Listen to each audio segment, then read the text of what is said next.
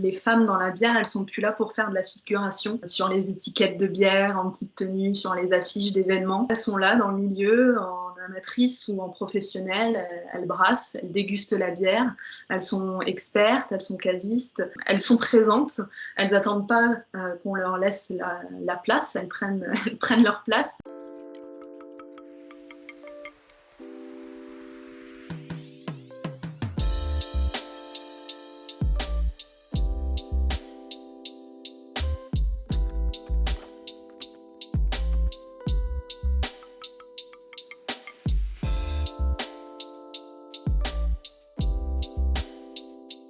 Quand j'ai découvert un peu la place vraiment essentielle des femmes dans la bière, depuis l'Antiquité jusqu'à la Révolution industrielle, je me suis dit, il faut en parler. Faire de la bière, c'était une tâche domestique. Donc à partir de là, forcément, celles qui doivent s'y coller, c'est les femmes. Toute la famille consommait de la bière, même les enfants, et c'était la mère, l'épouse, qui fabriquait la bière pour toute la famille. La bière, à l'époque, à l'Antiquité et jusqu'à quelques siècles, elle ne se conservait pas bien. Il fallait la boire dans les 2 à 3 jours, et donc quand les femmes avaient produit trop de bière, elles ont commencé à la vendre, à vendre le surplus de bière. Et donc c'est comme ça progressivement qu'elles ont commencé à gagner de l'argent. Dès l'Antiquité, en fait, il y avait des cabarets tenus par des femmes qui vendaient de la bière.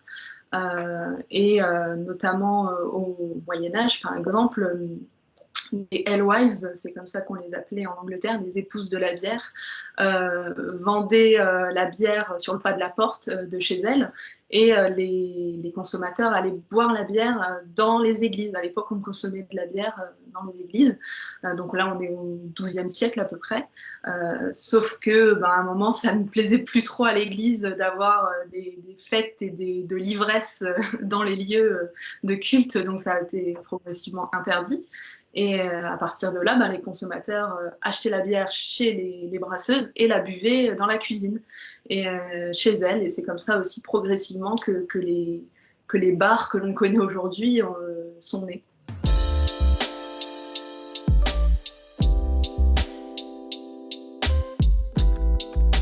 Les hommes commencent à brasser, à monter des brasseries et à vouloir évincer les femmes qui produisent la bière. Et donc il y a un exemple en Angleterre au XVe siècle d'une brasseuse qui s'appelle Christine Colmer, et son voisin qui était brasseur a répandu la rumeur dans le village qu'elle avait la lèpre, et ça a causé la fermeture de sa brasserie puisque plus personne ne lui prenait de la bière, alors que c'était totalement faux. Mais voilà, ça c'est une petite anecdote entre guillemets que quand je l'ai lu, j'ai trouvé ça quand même assez dingue, et c'est pas la seule à qui c'est arrivé.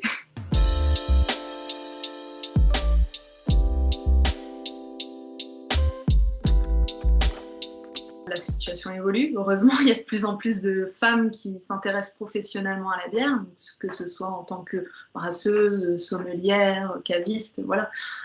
Mais elles restent minoritaires encore dans le milieu. Il y a une étude du virologue belge Emmanuel Gillard qui a compté en 2021 13% de femmes dans les effectifs des brasseries artisanales en France, parce que c'est encore aussi compliqué en fait pour les femmes de travailler dans la bière. Déjà par elles-mêmes en fait, de se dire que c'est un milieu pour elles, et les femmes consomment moins de bière que les hommes.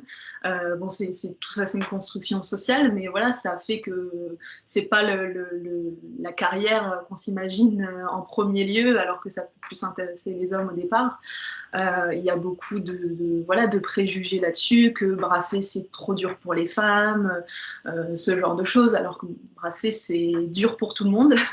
Et le principe justement, c'est d'essayer de rendre le brassage moins pénible, avec de plus en plus de choses qui sont automatisées, et du matériel pour pouvoir porter les charges lourdes sans se faire mal, etc.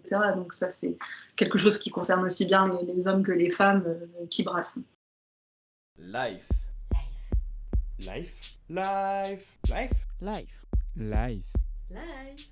Life.